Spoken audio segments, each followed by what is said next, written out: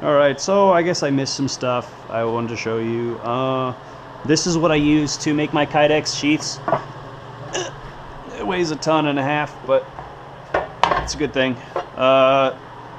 Basically get the Kydex heated up with the oven, set it in here, set the knife down on it. I'll show you a tutorial on how to make Kydex sheaths. That one's probably simpler than just doing knives, but set it on. I use my clamp. Clamps it down, let it cool off, and then Bob's your uncle.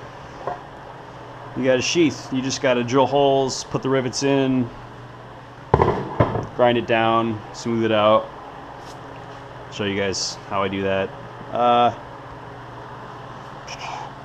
All of my paracord, random trash. I've got neon green, bit of yellow, red, black, OD green, bit of blue. It's getting dirty probably. Fantastic. I where'd I go?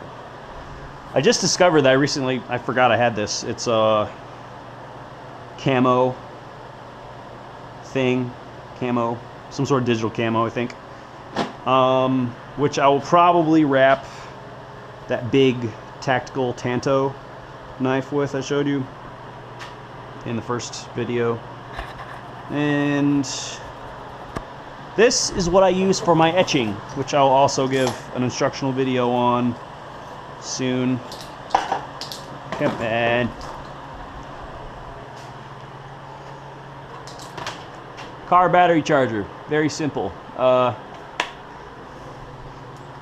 Attach red tong to the blade, basically the handle.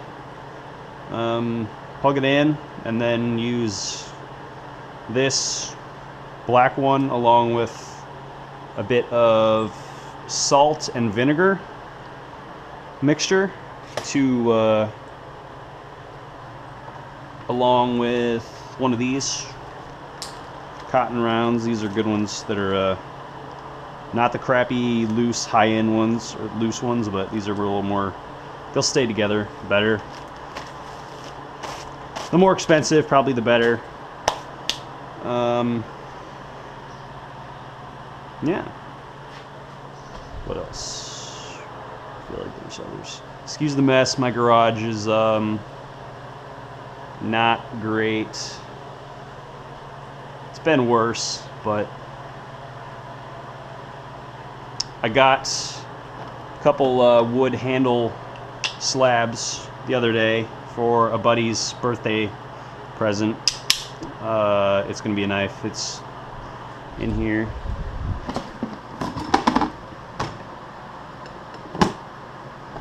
It's this one. Nice and shiny, nice and spiky. Imagine smacking the guy in the head with that. That'd be fun.